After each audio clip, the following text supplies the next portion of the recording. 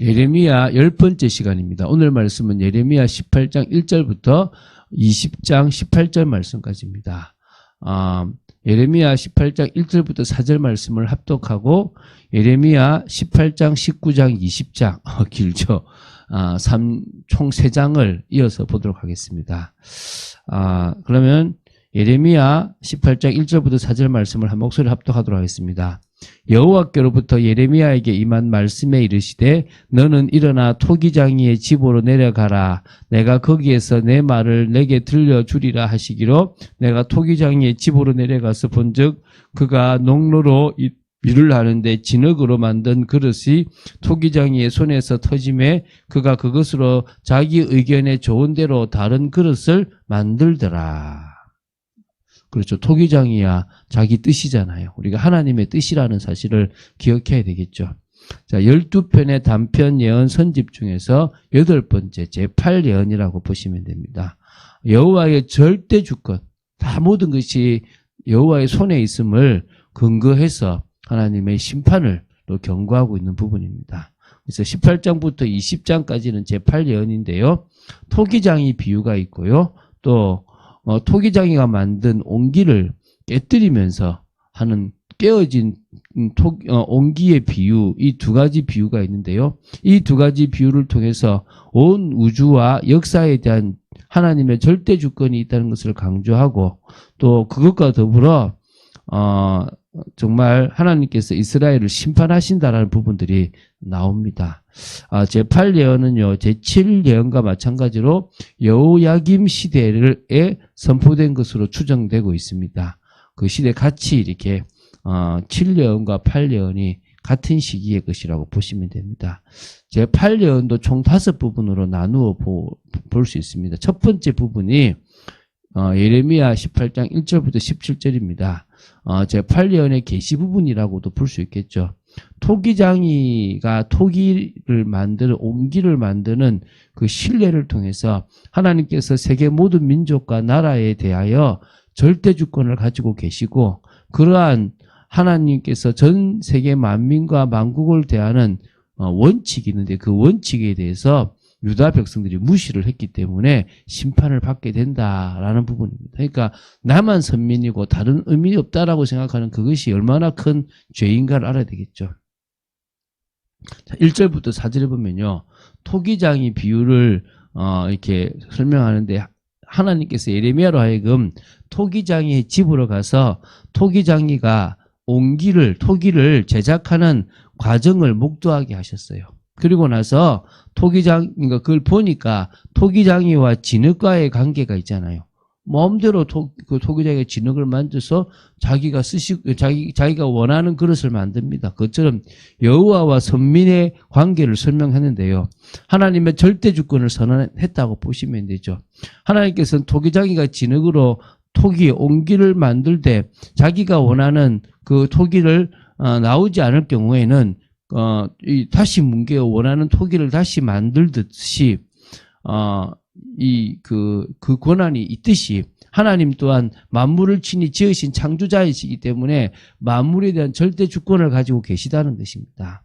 그래서 하나님께서 창조하셨을 뿐만 아니라 택하여 구원하시고 당신의 백성으로 삼으신 선민에 대하여서도 더더욱 절대적인 권리를 갖고 계시다라는 것이죠. 그래서 하나님께서는 이 절대 주권에 근거해서 만민과 만국을 대하시는 하나님의 원칙이 있거든요. 근데 그 원칙을 선언하셨습니다. 하나님께서는 당신의 말씀에 대해서 순종 여부에 따라서 민족과 나라들을 흥하게도 하고 망하게도 하시며 성하게도 하고 쇠하게도 하신다는 것입니다.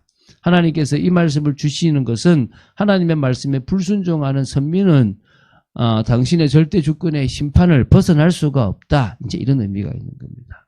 그래서 유다 백성들은 하나님의 말씀을 진실된 것으로 받아들이지 않고요. 오히려 자신들의 마음을 완악하게 한 상태에서 자신들의 고집을 계속 강하게 하는 강팍한 태도를 보이게 됩니다. 그래서 결국은 하나님께서 그들을 심판하시겠다. 너희들이 하나님을 배반하고 우상을 숭배하여 그 이방 가운데서도 찾아볼 수 없는 가증한 일을 신실치 못한 행위를 행했기 때문에 너희들이 심판을 받는다라는 사실을 지적하셨습니다. 네, 두 번째가 이제 예레미야 18장 18절부터 23절입니다.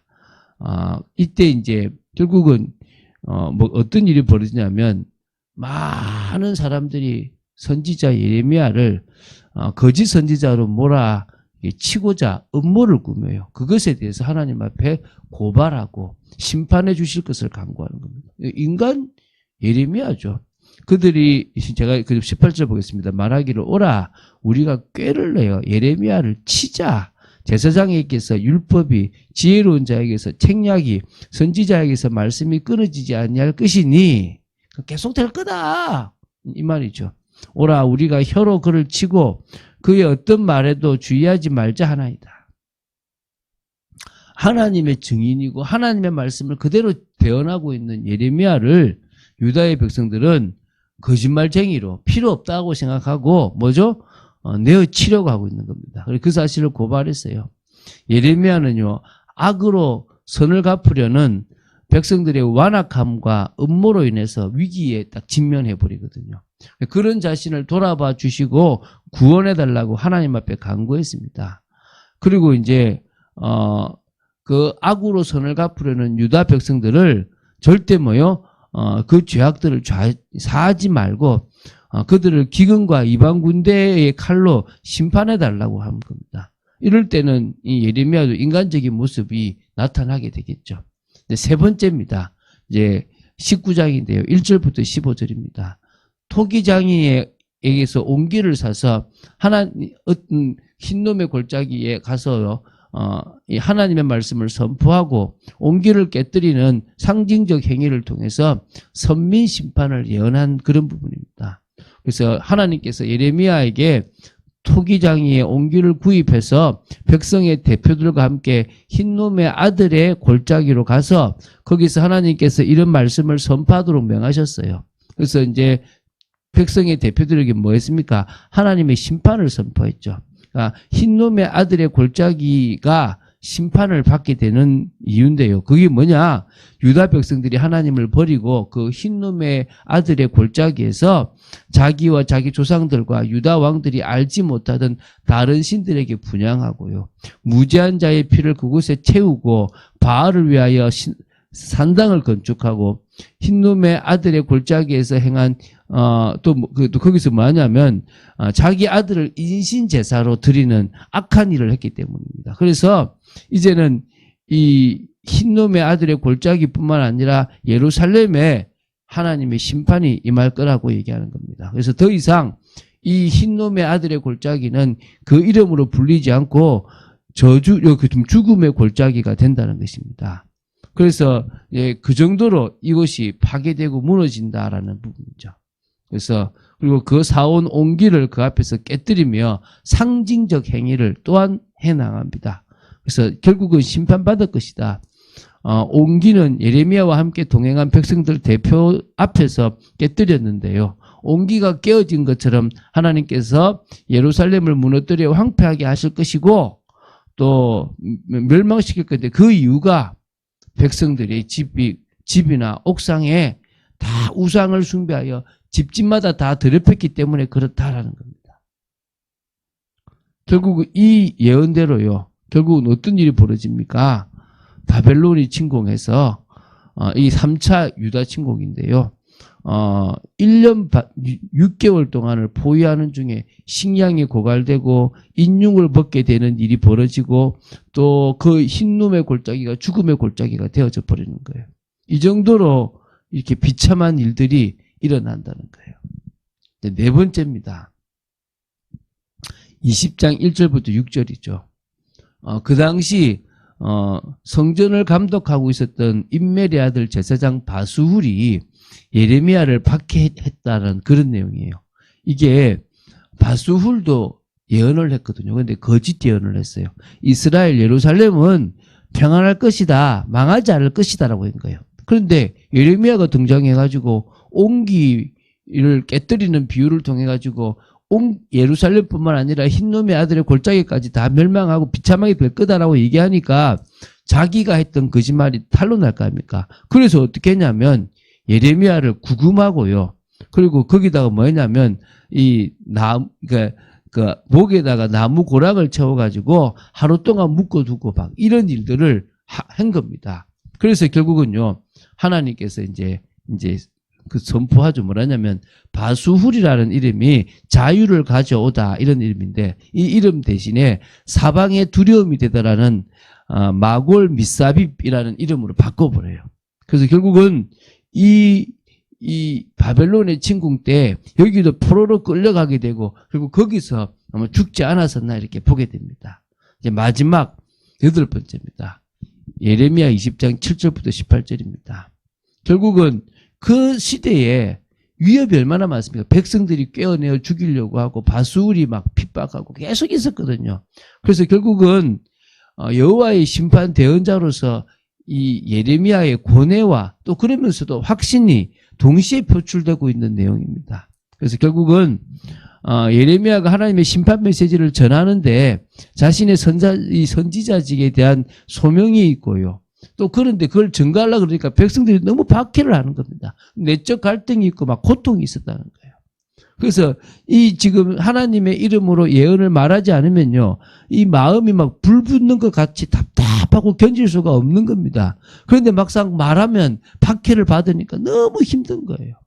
그렇지만 11절부터 13절에 자신은 승리할 거고 구원을 받을 거다라는 확신이 다 있었다는 거예요. 그러면서도 14절 18절 보면요. 여전히 자기는 고독하고 자기는 고통 속에 있다라는 거예요. 그래서 20장 18절 보면 어찌하여 내가 태에서 나와서 고생과 슬픔을 보며 나의 날을 부끄러움으로 보내는고 이렇게 답답함을 표현하는 거예요. 인간에게 그럴 수 있지 않습니까? 자, 그러면 정리해 볼게요. 토기장이의 비유와 옹기를 깨뜨리는 비유를 통해서 결국은 이스라엘이 멸망받을 것에 대한 이야기를 한 겁니다. 그런데 그 속에서 결국 뭡니까? 자신은 계속 유다 백성이나 바수울 같은 사람들로부터 핍박을 받고 계속 조롱을 당하고 자기는 고독 속에 있고 힘들지만 말씀을 받으면요. 이걸 안 전하면 막 불일 듯 막 일어나고 답답했던 그래서 자기는 승리할 수 있다고 믿었지만 그러면서도 너무 자신의 상황이 힘든 그런 이 예레미야의 모습을 볼 수 있습니다. 지금 이 시대에도 우리도 그런 삶들을 살아가지 않겠나 싶습니다. 오늘 복음 가진 우리의 삶이 복음 속에서 참응답받는 귀한 삶이 되어야 될 것이고 또 그러는 중에 우리에게 맡겨진 주님의 일을 감당하고 열매 맺고 하나님께 영광 돌리는 복된 사람이 되어야 될 줄로 믿습니다. 그런 응답을 누린 여러분 되시기를 주 예수 그리스도 이름으로 축원드립니다. 주는 그리스도시여 살아계신 하나님의 아들이심을 고백합니다. 말씀 따라가는 축복 속의 독재들을 지켜주시고 예레미야의 고뇌도 느끼고 하나님께서 여러 비유를 통하여 예레미야에게 말씀하시고 증가하게 하셨는데 그것을 전하지 않을 경우에는 마음에 부를 듯 마음이 있었음을 봅니다. 저희들에게도 그런 마음이 있게 하시고 그 말씀을 전할 때 외면도 받고 또 고통도 받을 수 있지만 끝까지 우리에게 주어진 그 말씀을 증가하는 복된 사람으로 서도록 지켜주시옵소서. 주 예수 그리스도 이름으로 기도드립니다. 아멘.